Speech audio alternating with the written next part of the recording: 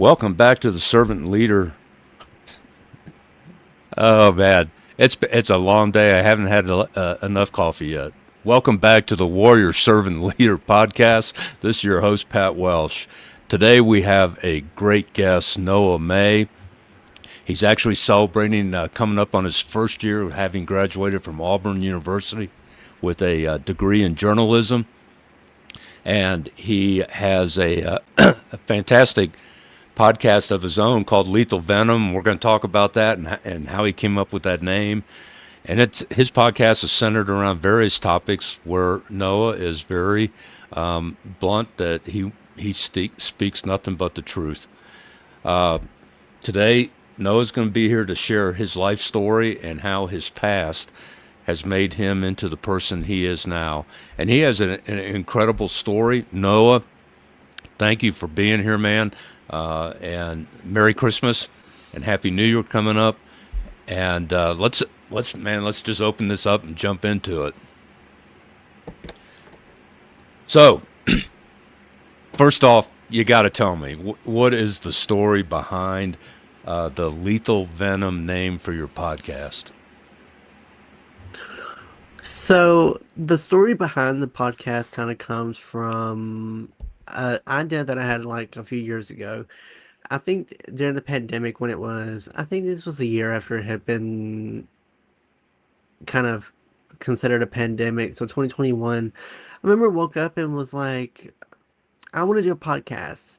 But of course, I had no idea how podcasts worked. I had no idea what kind of went into a podcast. So I had to do a lot of research. And once I finally was able to kind of get a better understanding about how podcasts go and kind of have an understanding of what the podcast does and everything, I started to prepare for it.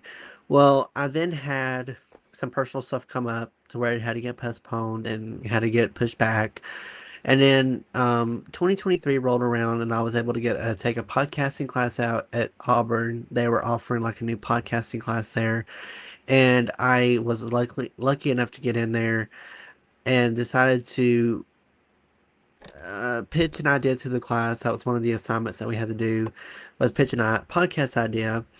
And I pitched a book podcast at the time, but while I was doing that, this other idea of me wanting to do more of a casual, carefree show, where it was kind of where I got to speak my truth and could really just talk about whatever I really wanted, started to kind of brew a little bit, and so the name Lethal Venom kind of comes from um, my podcast is very truth telling. It really focuses on telling nothing but the truth, and sometimes the truth hurts when people hear it. And Mm-hmm. how venom's always hurtful and can be lethal to people. That's how the truth can be sometimes. So that's a little bit about how the name came to be. It's kind of a play on that saying, how the truth hurts when some people hear it, because it can be very harmful when people hear it. So that's kind of where the name came from. Okay, awesome.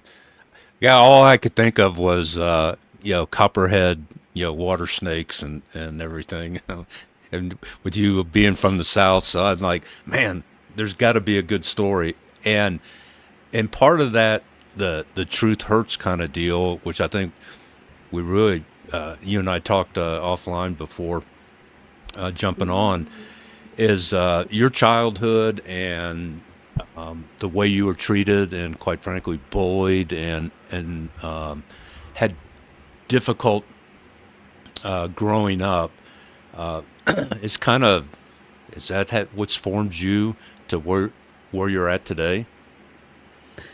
In a way, yeah, it kind of has really kind of added up who I was. I didn't, my childhood kind of was not the typical norm for me, for most kids in the 2000s. I didn't have a father figure growing up. My father was a sexual assault person. He always abused women, and my mom was unfortunately fell victim to him. And as actually how it was kind of conceived was from him. So I was conceived through a sexual assault, and once that happened, he kind of left and never was seen again. We've never heard from him again. So my childhood already was kind of already screwed up at that point. I already had like a broken home a little bit. My mom moved back in with her parents at the time. And so it was just me, my mom, and my grandparents all living in the same house together. But besides that, my childhood pretty much growing up was very normal.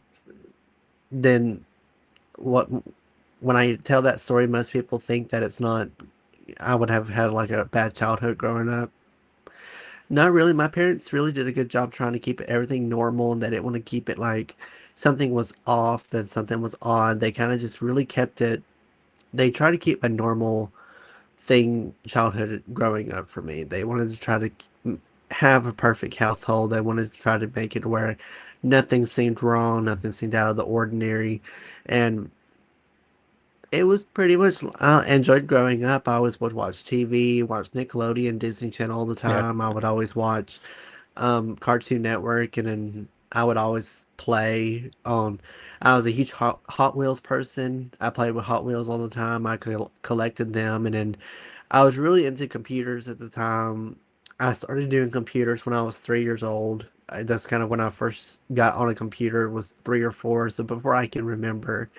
And I always would just play games all the time on there. We would always buy games from Walmart. It was like the PC games that you can put in the computer. This was Yeah. kind of before Xbox and all that was out. So, um, and then once those things came out, I was a huge Nintendo DS person.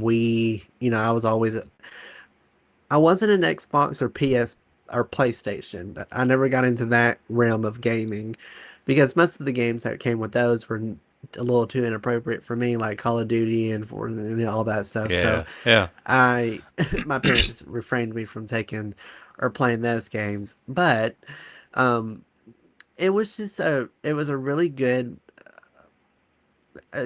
childhood, even though that I did have some kind of not normal circumstances. I had a pretty good growing up. Yeah. So when did things start changing? I would say around middle school is when everything really changed.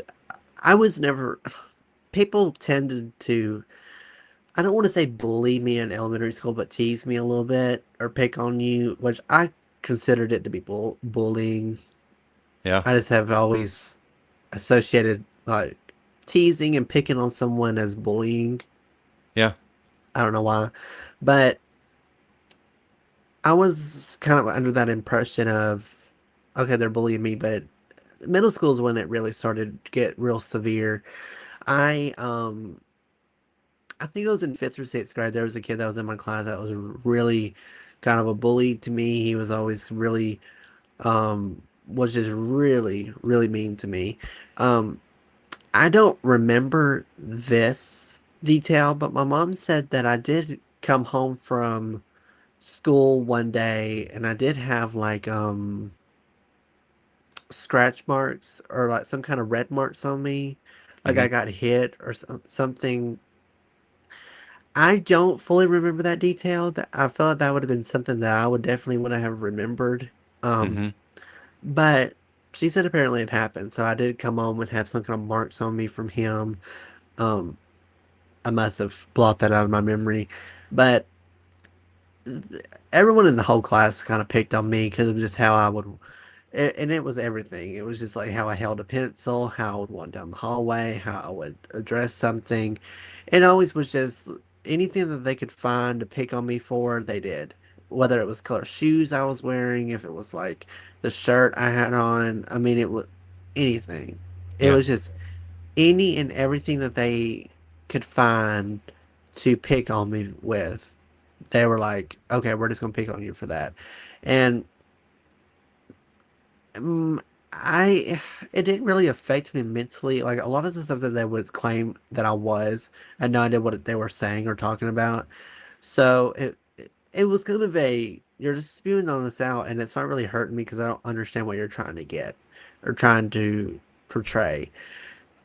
So I the bullying at first didn't really get to me, but once I started knowing more about the words they were saying, kind of learned more about what they meant, that's when it started hurting. But at first, it was kind of like, you're okay. I was, it just didn't have no effect on me, but once I got older, it started having a bit more of an effect on me and kind of led to the depression a little bit.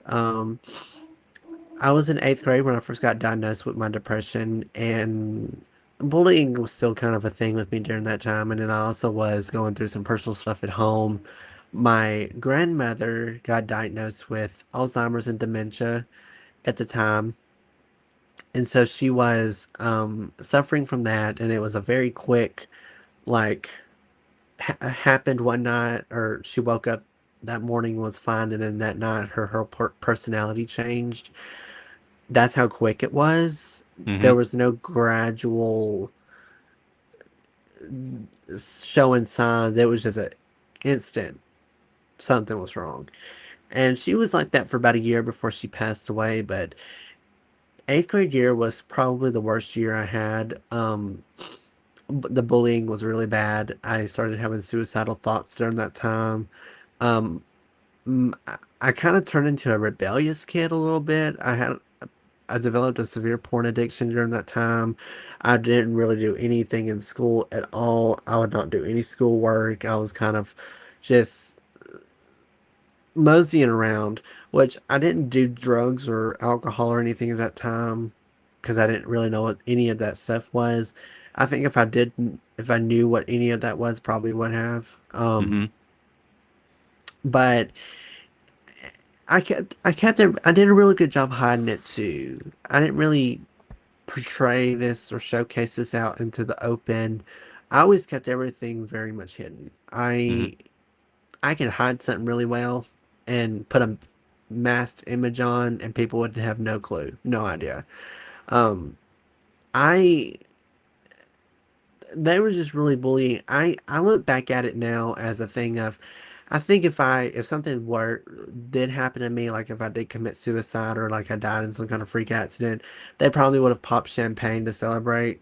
If I'm being completely honest, I think Mm-hmm. that's honestly how they would have reacted, because they didn't have no respect for me at all, and it was a mutual thing. I kind of gave it right back, and I never stood up for myself at the time. I was always like, they say it, and I just don't reply back or come back with a good comeback because I wasn't good on my feet with comebacks at the time. So there was no way for defending myself. But yeah, it was just kind of a constant thing of something. It was eighth grade year was just real shitty. It was like whole like it was dreadful. Yeah. It made me not have energy to get up in the mornings. I didn't want to go to school at all. And it was sad because usually school would be an escape because I was dealing with some stuff at home. It, at the time, felt like I didn't really have an escape. It was like I was in hell anywhere I went. School, at home. The home life was difficult. When my grandmother got sick, of course, her whole personality changed. She would just really act differently. She started kind of getting into fights with my grandfather, and they fought all the time. They were um, married for decades, and then at the end, it kind of got real physically abusive, but it wasn't out of anger. It was out of her illness and sickness, and it Mm-hmm. was kind of like trying to fight to protect herself. Well, in my eyes saw it different as a 13-year-old. I saw it as assault and abuse at the time. And it took a long time for me to forgive my grandfather for a long period of time because it was just like, you're not supposed to hit a woman. You're not supposed to act like this towards a woman. And I was right. I was raised like that. You don't hit women. You don't Mm-hmm. get into fights with them. You respect them and they respect you. And I was not seeing any of that from them. My mom tried the best she could to really keep me away from it and try to shield my eyes from seeing it. But there was some instances where it was just too late. I'd already seen enough and saw Mm-hmm. too much. Um, and then after she passed, it was to me a little relief because she was out of suffering. Mm-hmm. She was out of suffering. She didn't have to live like that anymore. And I feel like I haven't fully. excuse me, haven't fully grieved her death yet, and it's been almost 10 years since Mm-hmm. she, or not 10, it's been about 9 years almost that she's passed. So it hasn't hit me yet. I don't know why it's taken so long for it to hit. I do have moments of grief here and there, Mm-hmm. but I feel like I just haven't had that fully committed breakdown moment yet. Wow. Um, Besides the depression and I don't want to be presumptive, but the anxiety diagnosis, was is there any other diagnosis or conditions that finally you were formally people are going, okay, now you had some sort of understanding of why you felt the way you felt and been treated all these years? Well, the depression was an immediate diagnosis. I didn't really get ring around the bush at all about it. Um, my doctor was like, "Oh, there's no doubt you have it. There's no doubt in my mind. You guaranteed have it. You definitely have it. You have all the symptoms for it." The anxiety was a little tricky to find because I had a very atypical diagnosis, and it wasn't like a normal way of finding out that I had it.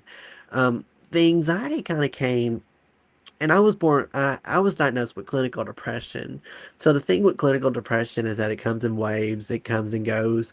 There's you can never really fully prepare when you're going to have a depressive episode. Mm-hmm. It just hits spare of the moment. So I could wake up tomorrow and be depressed, and then in about a week or two, I'll be happy again. That's just how it is. Um, it's very much a difficult thing to try to control. Um, since being diagnosed, I do have moments, and I do have like months that are harder than others. Like I know next month will start my I have to be put on watch because my grandmother died in January, and then I've Mm-hmm. had some other past trauma happen in between January and March. So January, February, March are usually my worst months for depression because I've just all the trauma that I've been through and everything happens tends to happen during that first few months. Mm-hmm. So I always have to be watchful and be on watch during that time so I don't do anything stupid. Um, but the anxiety came senior year. It was 2020, right before COVID happened. I started having some very weird symptoms of nausea to the point where I would actually throw up because the nausea was so bad. And we initially thought it was the flu or some kind of sickness or illness that I had. Went to the doctor. They thought the same thing. They put me on some medicine and sent me back home. They really didn't really have any kind of effect on me. I was in and out of school for about a month total. So I think I missed about a month's worth of school due to this weird illness that was going on. And then about finally it was about March. We went back to the doctor and I told him, I said, something is just not right with this whole situation. I don't know what it is. I can't tell you what it is, but I'm waking up every morning nauseous to the point where I would throw up before I go to school, or it would happen in the middle of the night. Prefer it was probably around 1 or 2 a.m. in the morning. Yeah. Those were the two times it always seemed to be, it always occurred. Yeah. Never in the middle of the day, never in the evening, never, it was always in the middle of the night or very early in the morning. And I told him, I said, I don't know what it is. We don't think it's depression. We don't think it's the flu because I don't have any other symptoms. I'm able to keep food down. I'm not, I don't have a fever, don't have chills, nothing. Yeah. And I said, I'm stumped of what it is. And even the doctor was stumped. Yeah. And that's never something that you want to hear your doctor say is, Yeah. I don't know what's wrong with you, because that's like Yeah. the worst sentence you'll ever hear. So I thought, oh great, I've got something that's uncurable or has not been diagnosed yet. I thought, great. Um, he asked me all these questions of about have I wanted to do this and that, and I was like, well, no, not really, but I said, obviously something's just going on here. Something's wrong. And you can't tell me that there's not. Um, so he said, okay, do you think it's school related?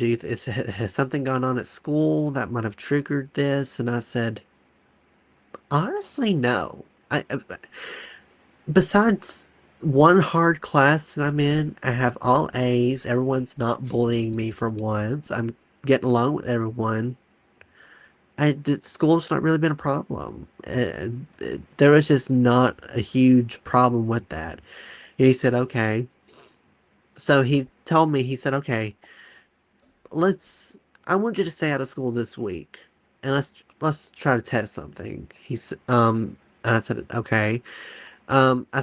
I stayed out of school that whole week and then went back for a follow up at the end of the week, or I think the next week. And lo and behold, I didn't have any of the symptoms that I had. The nausea kind of went away and all that. So I said, okay, so it is school. That yawn had to come out. I was fighting it. It had to come out. That came from the depths there. Yeah, Oh, that that's yawn was fine. fighting me. But so we came back and he said, okay, I did some more research and I think you have anxiety. Well, first off, my brain went to, are you sure about that? Because at that point, I had learned what anxiety was. I had already taken health classes and all that. And I said, I thought anxiety stemmed from pain in your chest to where you couldn't breathe. And Yeah, he said, well, that's usually how it is. But there are some cases where nausea to the point where you throw up and vomit, that can be another form of an anxiety attack. I said, yep, well, I love being the minority. Just put me in the 0.1%. So I said, okay, um, what do we do from here? I mean, is this like treatable? Is this preventable? And he said, well, honestly, we can put you on medicine. And I said,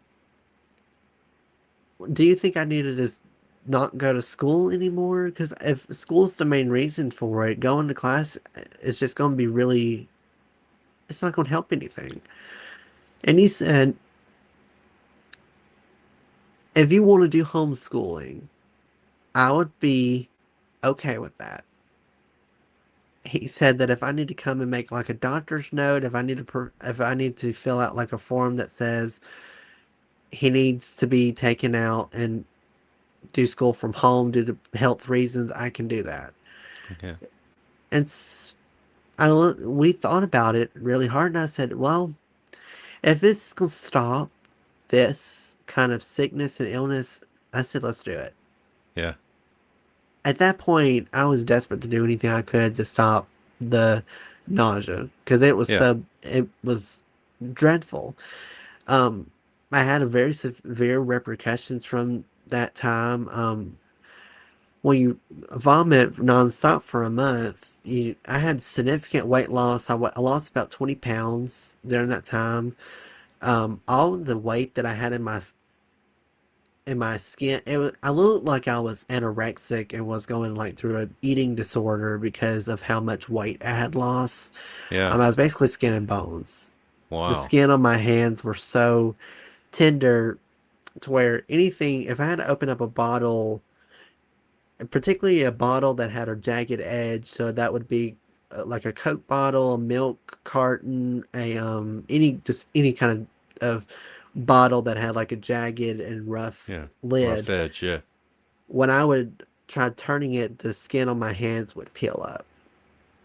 Wow. That's how soft my skin and that's how much weight I had lost. And I still suffer repercussions from it every day. I'm real shaky in my hands. Especially my left hand. I've noticed that if I put my hand at an awkward angle, it shakes violently. Um, I've noticed that I'm just real shaky in my hands in general. I've gained a lot of the weight back. I've even gained more weight, but it's like a long lasting effect that I've had from it that I can't get rid of. And we don't know if having these kind of anxiety spells cause long term things. They didn't really tell me that.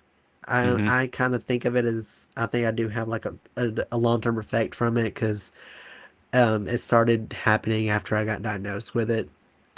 Um, the doctor put me on some very strict medicine at the time. He said, um, he made me take a pill in the morning, I think, to help kind of ease my stomach a little bit and kind of help calm my nerves a little bit. And he obviously put me on a lot of medication at night too to help have a calm, my stomach be calm in the middle of the night to where it wasn't nausea spells in the middle of the night. He put me on Ensure as well as like a protein shake to help gain a lot of the weight back. He told me just to drink one of those a day. Just one second.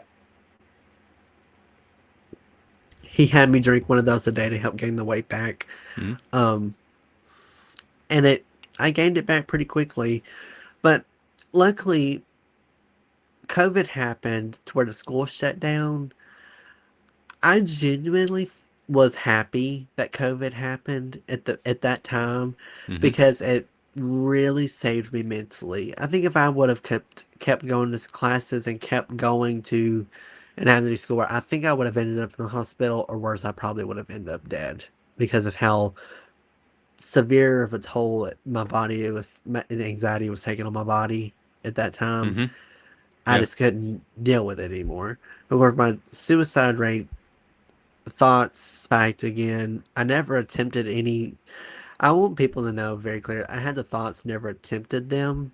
Mm-hmm. So I never did like cut myself, try to hang myself or anything like that.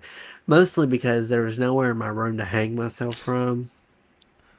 So my room was very anti like um hang rate. Um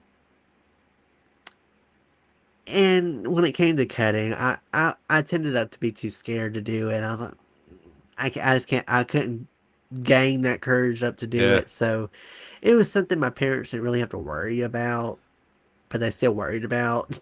But, um, yeah, but the anxiety basically at the time had very severe effects. Anywhere I went made me nervous to a point where I would have anxiety attacks.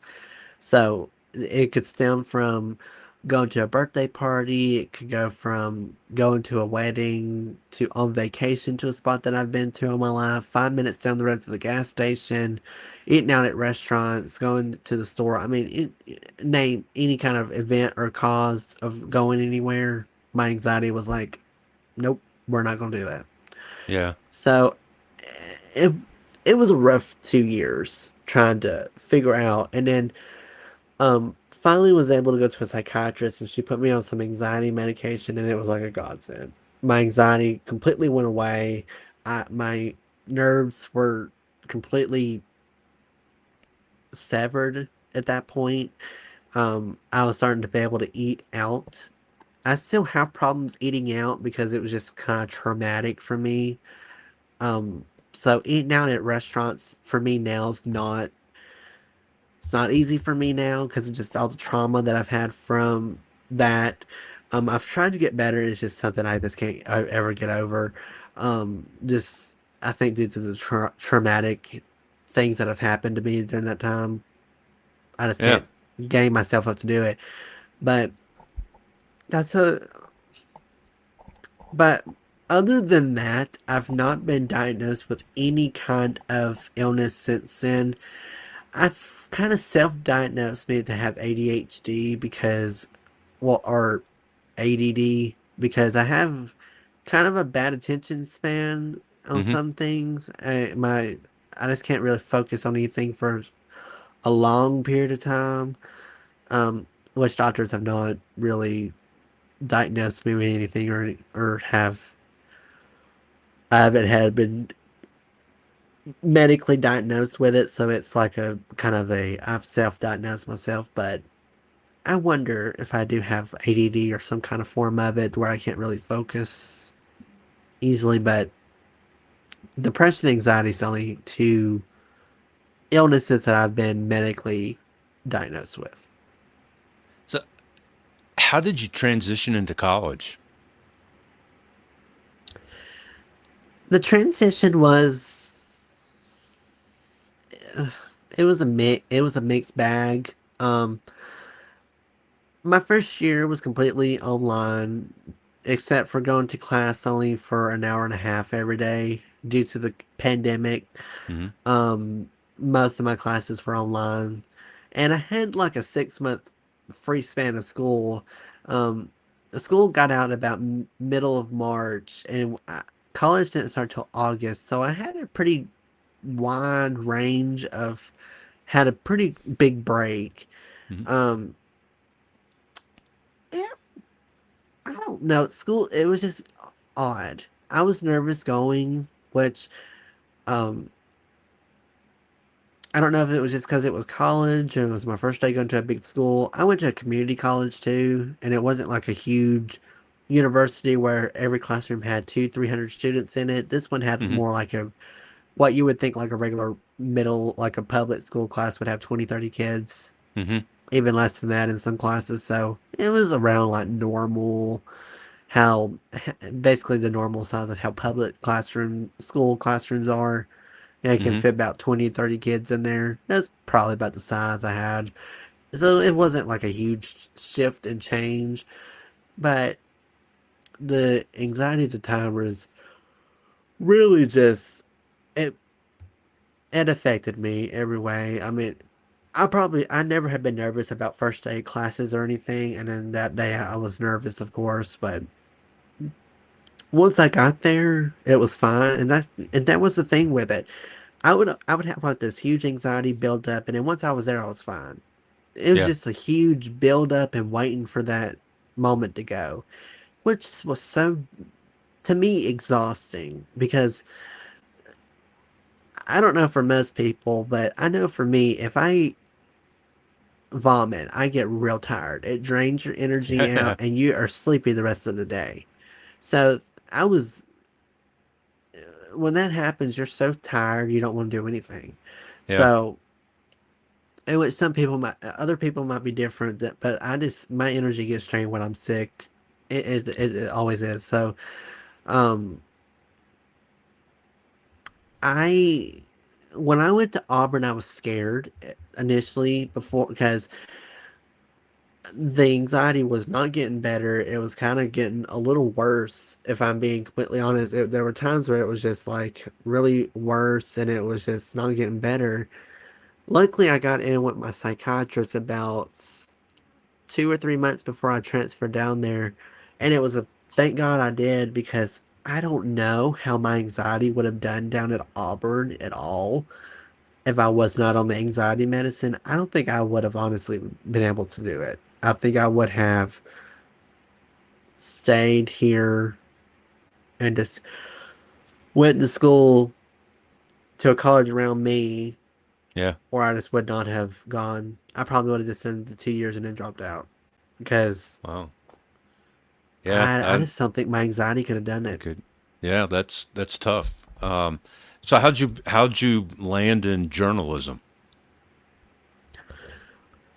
Journalism was always a something that I never thought I was going to be in.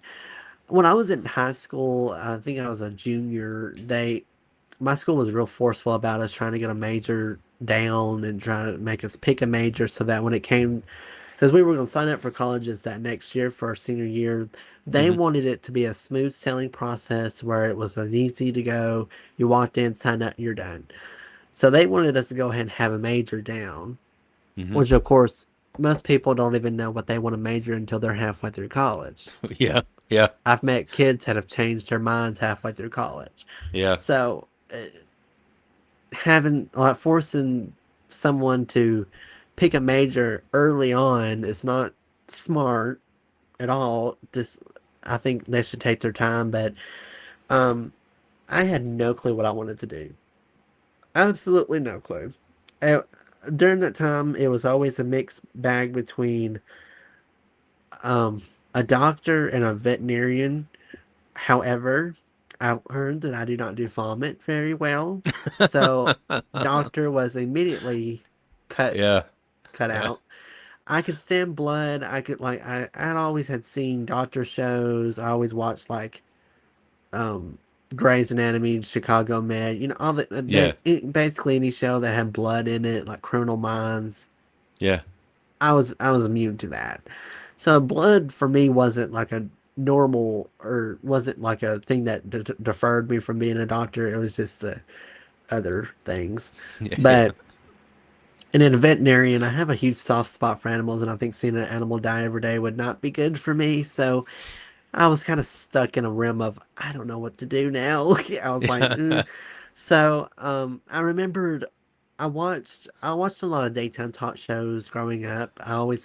I sometimes would watch Oprah growing up, and then later in life I found Ellen's show, and I always would watch two talk show clips from like Jimmy Fallon, Jimmy Kimmel, all the late night hosts on YouTube, and I just had that idea of like that's what I want to do. I want to be a Yeah. talk show host. Of course, had no idea what that was, so I did research, and it said journalism. I said okay, so signed up with journalism, and really didn't change my major. Stuck with it even at the halfway point. I said if I make it to my halfway point and I don't change, then I'm not going to change it because I'm not going to go to school longer than I need to. I'm already at that point was already having to go to school longer than I need to because my community college screwed me over with my hours. But I thought I'm not changing it now. I'm too far in. I've already taken too many classes. I'm stuck with it. If I'm going to graduate, whether if I hate it or if I love it, Yeah. it's just going to be what I have a degree in. Um, Finally graduated with it last year. And actually, the 14th was a year, which people told me. like, I kept like getting reminders of, oh, my graduation is coming up, and I still missed the day, my 1 year anniversary, because I was just like, oh, it happened last year. I said, oh, Yeah. so I had like a memory pop up, and I thought, oh, someone messaged me and they said, can you believe it's been 1 year since graduation? I said, it has. Which I knew this month was my anniversary or like was like my 1 year since I graduated.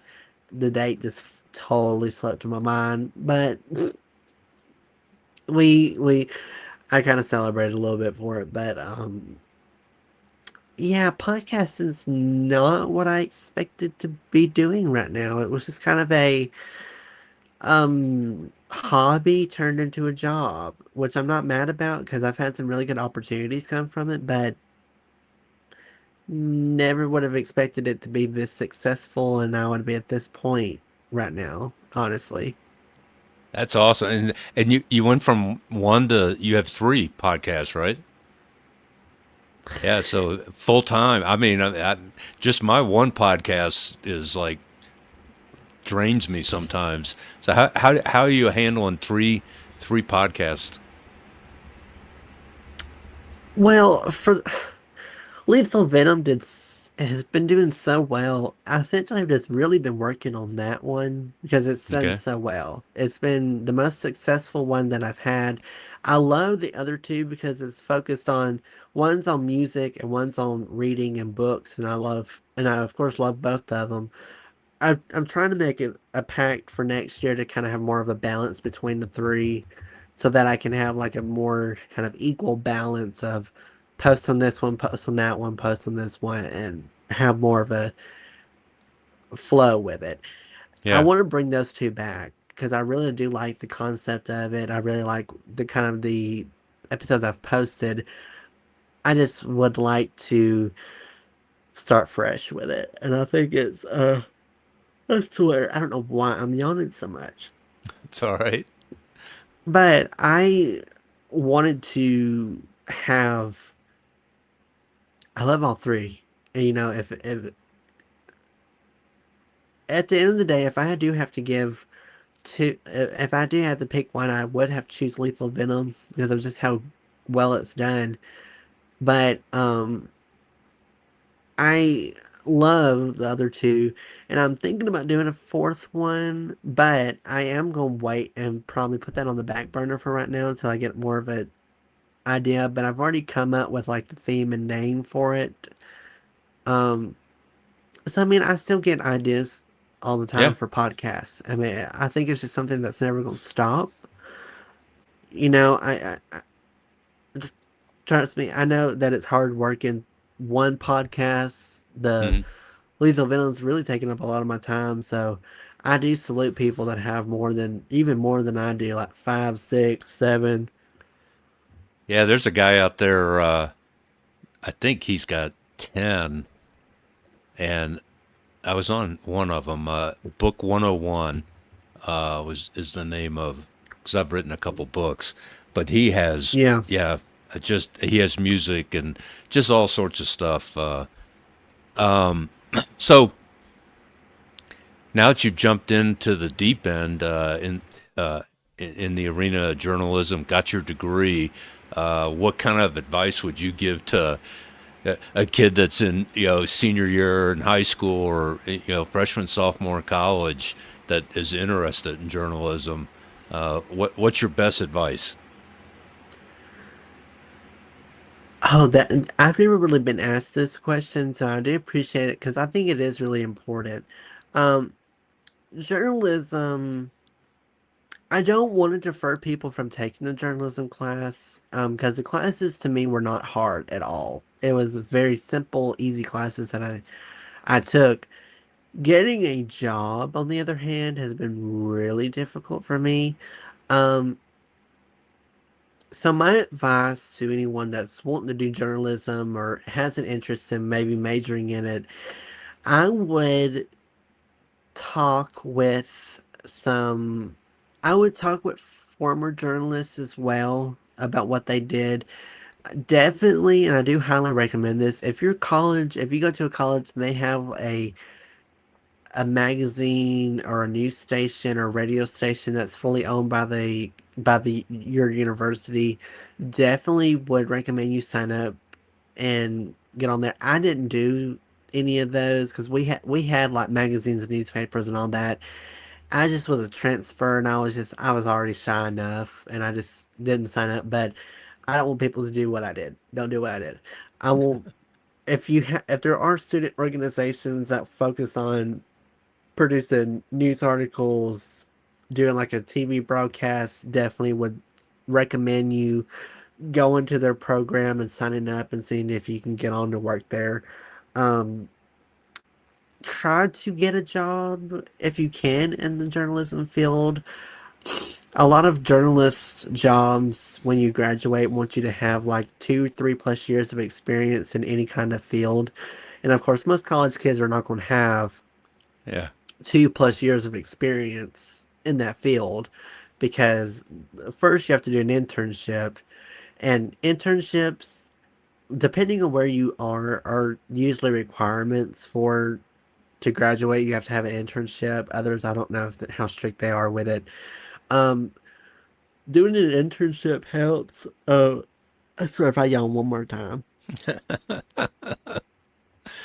Um, So that's what I would really recommend is to get involved with student organizations that do kind of focus on journalism so that you kind of would have that experience and that you have a better understanding of how a news station works, how a newspaper works, and magazine kind of knows some guidelines about how to approach things and not approach things.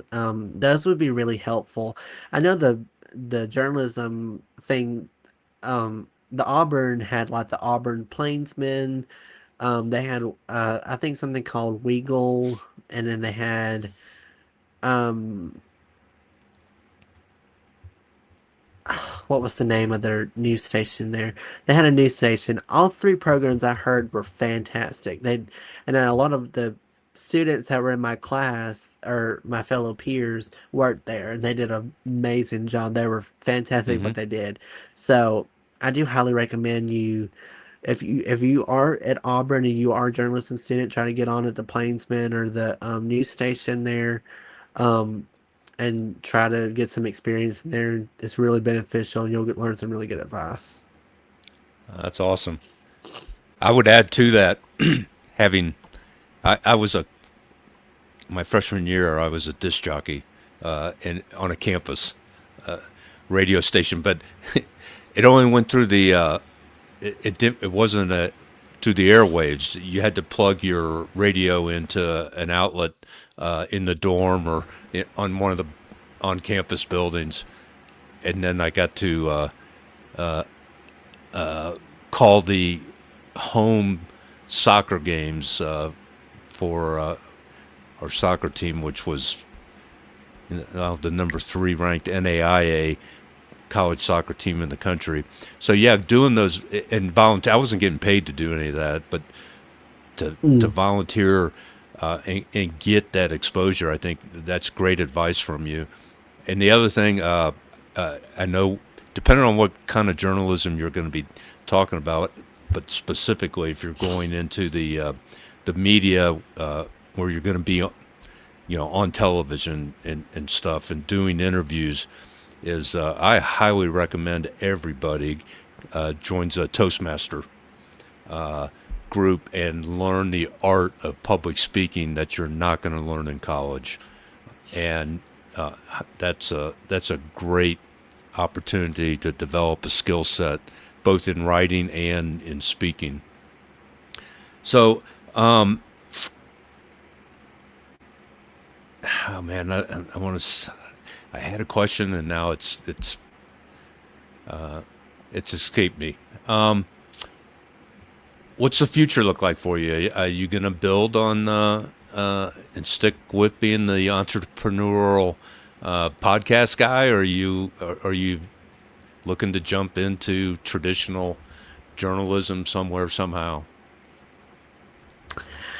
I don't know, honestly.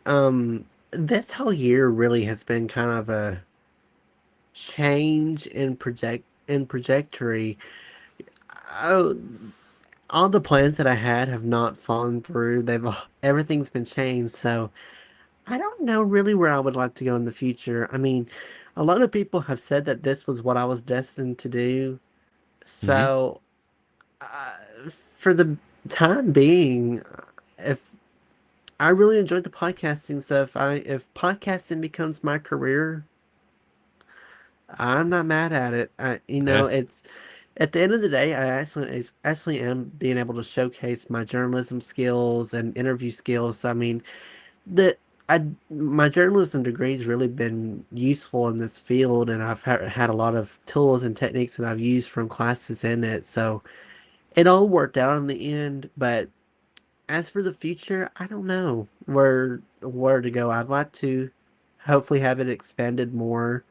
Um, I'll keep doing it till I guess if I get tired or run out or if it kind of fizzles out. But for the time being, I kind of see this as being like the new career life for me is being a podcaster, which was not not the original plan, Yeah. but not mad about it. Yeah. Hey, if you're happy and content and you have a positive outlook, moving forward, those are key things to have in your everyday life. So, any kind of like if you had to, like in one sentence or two sentences kind of deal, what kind of summarizes who you are now and what you want people to take out of your experiences? I think the two sentences I would say is to anyone with mental health doesn't control you. It doesn't own you at all. It's just unfortunately something that you're kind of is a part of you. So don't let it control or feel like it owns you and has all the ownership over you. It does not control you at all. And I would also say another sentence would be, if you are going through it, be vocal about it. Don't keep it bottled up. Because if you keep it bottled up, it really will wear you down. Um, don't be scared to share and open up about what you're going through with people. It's really therapeutic when you share what you're going through because it could help them and they can also help you. Awesome. I think one of the things you wrote down in your kind of about section on pod matches, which is how we met each other, is what I think one of your main points that really struck me and why I really wanted you on the show is your mindset of turning pain into perseverance, and that there is there is hope, there is opportunity, and that this is a journey, not you haven't reached a destination.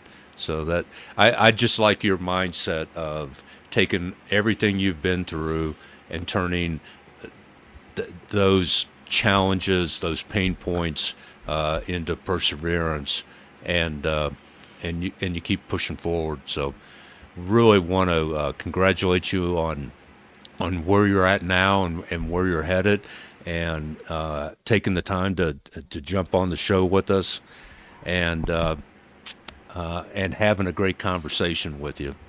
How can people contact you? Somebody want to reach out and goes, no, I want to learn more. I want to talk to you. How do they reach you? Pretty much everywhere. On Instagram and TikTok, Lethal Venom Podcast on there. It's my podcasting one, and on Facebook, Twitter, and YouTube, it's Noah's Podcast. To have more professional conversations, I'm on LinkedIn as well. It's just my first and last name, Noah May, on there. If you see a person standing beside a tiger mascot, that's me. That's probably gonna be the Yeah. only distinct factor from me. Um, so feel free to connect with me on there. And then email lethalvenompod@gmail.com. Those tend to be good ways to get in contact with me at. Awesome. Awesome. Well, Noah, thanks for being here today. I want to thank our listeners, because of you. I was just checking this morning. We're pushing, getting almost at that 4,000 downloads in less than 10 months. So you are what is making our voice successful. So we appreciate you. Would love it if you like, comment, and share on your favorite platform these episodes. And always, always, always strive to do the right thing at the right time, the right way, and for the right reasons. If you want to learn more, or have a free 30-minute consult on the warrior servant leader mindset, do it right here on warrior servant leader podcast.com, and jump on my calendar. Until next week, remember this: embrace your journey and have that mindset that you're going to be a warrior, a servant, and a leader in your personal and your professional lives. Love y'all, and see you next week.